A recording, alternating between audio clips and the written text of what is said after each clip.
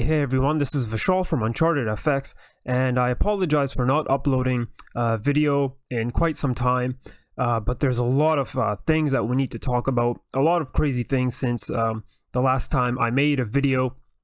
So let's go at topic by topic. I want to talk first about the Repo event, and this basically came into prominence about 2 weeks ago on the Monday, on the week of the Federal Reserve interest rate decision. So that Monday, what happened was that interest rates, or short-term interest rates, spiked 10%. So, you know, that would mean mortgages would be a bit higher than that, etc. But essentially, it went way past the Fed, the Fed fund rate, which is around 2.25%, I believe. We can double check here really quickly. Let's see here. Yeah, so let's say 2%. So, you know, 10% is much higher than 2%. What this is literally the interest rates that banks have to basically pay to borrow money. These banks are required to keep their reserves at the central bank, so in this case the Federal Reserve, and if a bank needs to borrow money, what they can do is they can borrow money through the reserves of another bank at the Federal Reserve, and the overnight rate will be that 2.0%. This is the Fed rate, of course. So imagine what happened when it spiked 10%. It meant that there was basically a liquidity issue. All these banks didn't even have money at their reserves or anything to meet day-to-day operations. So this is trouble. We did, well, if you do follow my work, I talk about how, you know, we do watch the debt market, the bond markets. Even Ray Dalio talks about the paradigm shift, where there will be a time, and the free market should dictate this, where interest rates will spike. Right now, what you're seeing is these central banks basically keeping interest rates suppressed, and they have to do this now because they know, you know, if rates do go up, there's going to be a lot of issues, not just with consumers, but government debt, corporations, and all that kind of stuff. So this is the big, like, sort of issue and trouble going forward. I have here the Repo, so you can see the operations, and the first 2 weeks that this happened, we hit like around 300 billion. So a lot of money, folks. And what the Fed has said now is that they're going to carry this on until October 10th to the tune of 75 billion. Yeah, so up to 75 billion a day, all the way until the 10th of October. So let us see. Okay, there's a couple of more now that are, I think these are past, sorry, these are past ones. So yeah, there was like big numbers here as well, which was really crazy. You've probably already seen a lot of videos on this on YouTube, where, you know, the Federal Reserve balance sheet now is pretty much expanding. They've been saying that they're gonna, you know, tighten it, so sell off their assets, but this Repo is sort of bringing in a lot of questions, because it is a way for the Fed to sort of stealthily go back into quantitative easing, although a lot of economists will say this is not quantitative easing. But what's happening is the Fed's balance sheet is expanding now. And going forward, I think the market does expect this now. Again, you know, if you do follow my work, I have said that this is happening. Interest rates are going to zero. We are going back to some sort of stimulus. And the big confidence issue here is that QE was supposed to be a one-time desperate policy, right, to prevent another depression, pretty much. So now when people find out, or the market finds out, that this is now the norm, there will be a confidence crisis. And of course, the Federal Reserve and central banks, they will not call it QE, because that can, you know, elicit that sort of confidence crisis. They will probably call it something else.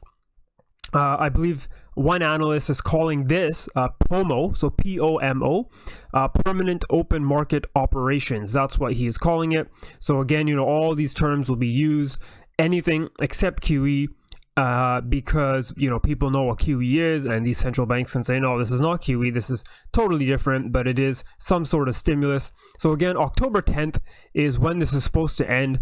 Let's see if this carries on, but this is telling us that there could be some issues if this carries on for a much longer time. That's you know, a pretty strong telltale sign that perhaps the Federal Reserve is losing control of the system. And again, folks, they have to keep interest rates, suppressed. They have to keep it low. Free markets would dictate this going up, and you know, this is the times we are in. Again, as interest rates go down, this is are suppressed. Sorry, this is why you've seen real estate bubbles, stock bubbles, because now wealth that basically, if you're about to retire, you would buy government bonds, because back in the day, maybe a decade or more ago, say you had $1 million and you retired, you could buy government debt yielding maybe somewhere between 5 to 8%, and you know, that's 50 to 80K a year, which is decent when you retire. Doing that nowadays would, you know, you'd be getting less than 30K or 20K, you know, with that kind of money. So of course, money is now, you know, you have to chase yield basically, and a lot of that money went into real estate, and now real estate in many places has risen and has gotten to sort of inflated prices where $1 million can't even buy you the property full out. So stocks are is the only place to go pretty much for yield, and it's very liquid. You can get in, get out very quickly, whereas real estate, you know, might take some time.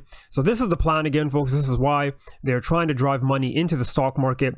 They cannot let the stock market fall due to pensions and retirements and a whole bunch of other issues. So, you know, I'm going to say this now. This is not free markets right now. I believe we are in a controlled market environment, and they have to basically keep this controlled. The Fed's job, central bank's job, is to keep assets inflated and keep them propped up. That is their only mandate, and sooner rather than later, they will be morphing into this entity where their mandate, instead of being stabilizing prices and maximizing employment, it will be being buyers of last resort, where basically in order to keep this whole thing propped up, they will have to print money just to buy up everything. And again, folks, the confidence crisis is what we're watching. How long will the market accept this? It's really about the Federal Reserve balance sheet. What is that tolerable level? Is it 6 trillion, 5 trillion, 7 trillion? I believe right now we're at 3.8 or 4 trillion. So how much more will people be willing to accept an inflated central bank balance sheet? Because again, this then will mimic what the Japanese and the European central bank is doing, where they're essentially buyers of everything, buyers of stocks, and bonds to keep things elevated. So, you know, again, folks, that free market, whole aspect of free markets, that's what we need. We need to go back to capitalism and free markets, because we do not have that currently. So another thing that I want to talk about, of course, is the PMI data came below 50. So if you do follow my work, I have talked about PMI it tells you what's coming ahead, while CPI, which is the consumer price index, tells us what has already happened. So the analogy is, if you're driving in a car, if you're looking out of the windshield, looking ahead, that is PMI. It's telling you what's coming, or showing you what's coming, sorry. Whereas if you look through the rear view mirror, that is essentially looking at CPI, which is telling you, or showing you, sorry, what has already happened. So PMI, you know, again, is the recession coming? And I have been talking about this for some time. I believe, you know, we could already be in a recession, because remember, we need 2 quarters of contraction, which means by the time a recession is officially announced, we have already been in a recession for 6 months. So something to watch. Of course, this PMI, a lot of people were surprised, you know, the lowest since a decade. And, you know, not very many people were expecting this, and this goes contrary to President Trump's narrative about this being the strongest economy ever.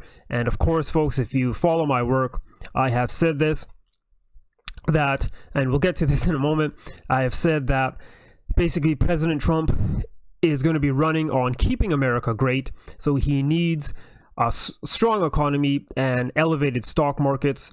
If he doesn't get that, then it's very likely the Democrats will come into power. All elections and political candidates and political parties are all brought in due to economics. When Hillary Clinton lost against Donald Trump, it wasn't because a bunch of racists voted him in. It was because, if the economy was as strong as President Obama and the Democrats said it was, then they would have won, right? But it wasn't like that. So economics is everything. And, the Chinese know this as well. They know they can wait for a weaker president. And President Trump, if he wants to be reelected, he will need a deal as soon as possible. So it will be him who might be forced to the trade table, and he will have to accept a Chinese dictated trade deal. So, here's what President Trump said. As I predicted, Jay Powell and the Fed have allowed the dollar to get so strong, especially relative to all other currencies, that our manufacturers are being negatively affected. Fed rate too high. They're their own worst enemies. They don't have a clue. Pathetic. So again, if you follow my work, I have talked about why the dollar will be going higher. I believe that the Americans are cutting rates primarily to, for geopolitical reasons, and it is mostly to bring the dollar down, because they know as the dollar gets stronger, that's when all these problems exacerbate, and a lot of countries will begin to ditch the dollar, and Iranian oil looks more attractive. And you're seeing this already with countries like Turkey and India, whose currencies have been decimated by the strong dollar. So pretty much this is why the Americans want to cut rates. They want to bring the dollar down. However, I believe the dollar is going up for a few reasons I've already provided in the past. The most strongest one being that if you're a fixed income trader, a lot of pension funds still have to be in 100% bonds. Don't ask me how they're making money or meeting their targets, but essentially what this means is, the American debt market or American treasuries still yield a decent amount compared to, say, Germany and many other developed nations. So there'll probably always be this run into the dollar. And of course, the dollar having the reserve currency status, America being the hegemon, you can say that the U.S. Army is the armed force of the Federal Reserve. So a lot of reasons. I've talked about this many times in the past on my blog, on my TradingView as well. The links are, of course, provided in the description below. So something to watch, and I believe I'll make a video maybe about this next time, where I believe the Russians and Chinese have a role to play, and they are attacking the US through this dollar demand. They know that that's the key for them. So again, everyone was talking about recession fears. So in my last video, I talked about this, the Fed tool, the CME Fed Watch tool. So let's look here at October. Okay, so what do we see here? That there's a 78.6% chance that the Fed will be cutting at the end of this month. And again, this has increased dramatically due to all this data. And, everyone was thinking that there was only going to be one interest rate cut left for this year.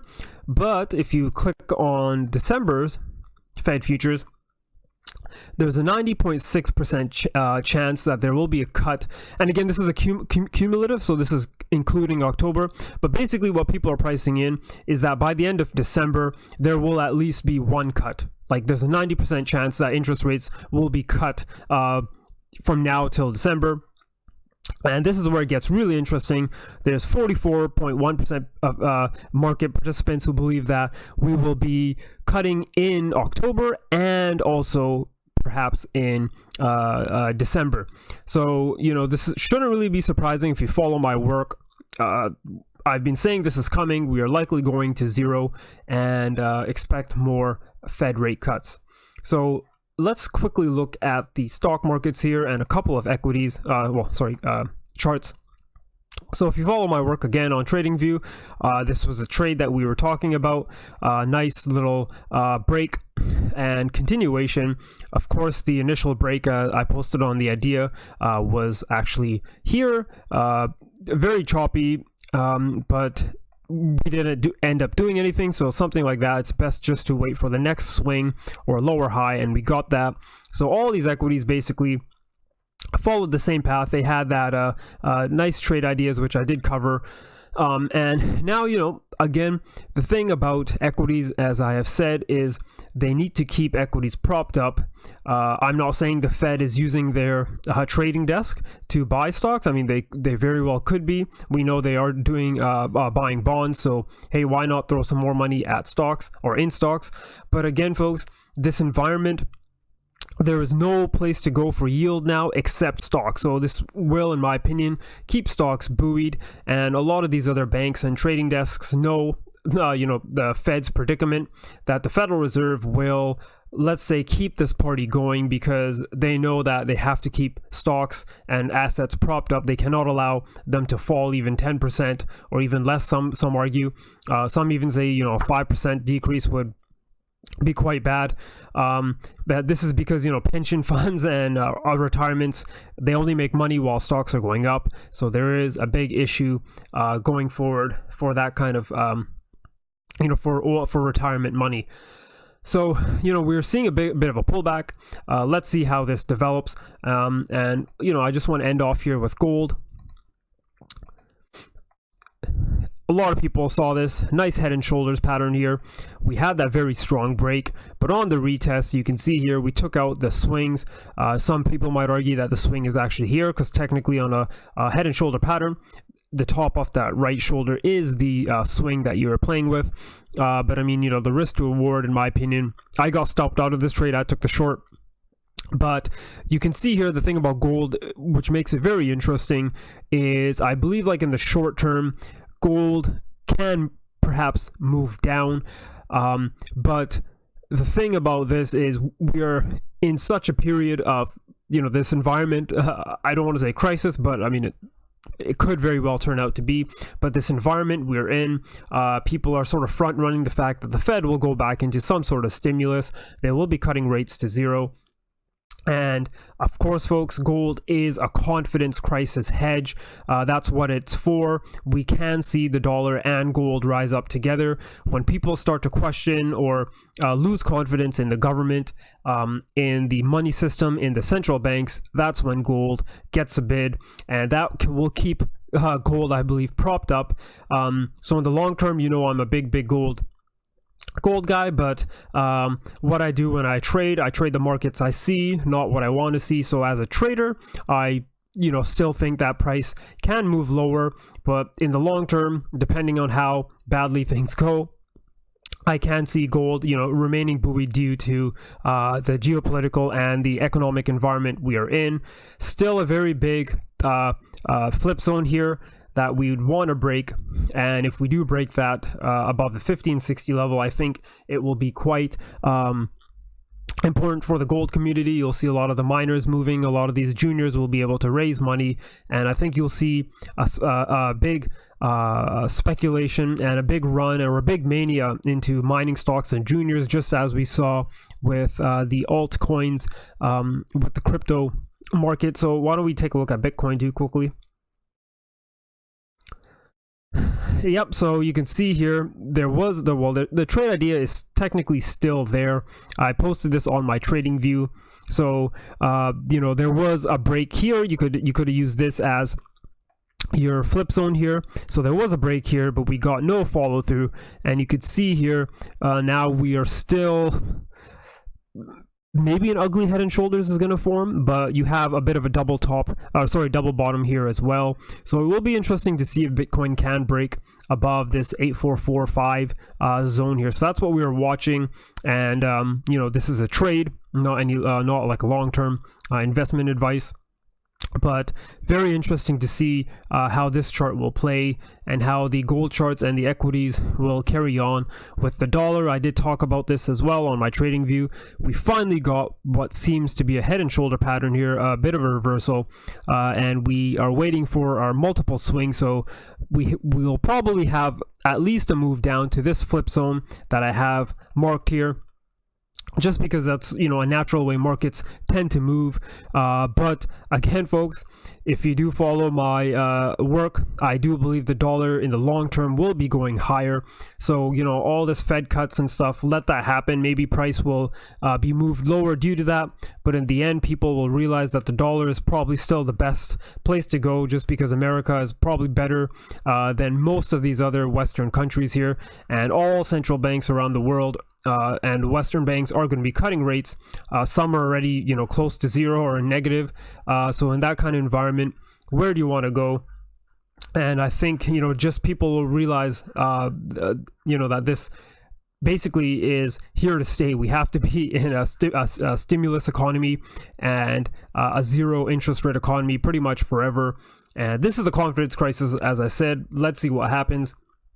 But again, folks, I apologize again for not posting for a while. I'll be a bit more diligent in my posting and how many posts I put out frequently. So again, if you do like the video, please give it a like. And if you aren't subscribed to the channel, please subscribe to the channel. Again, folks, just a very interesting period of time that we are heading into. And I think there's going to be more books written about these next couple of years than any other period in human history.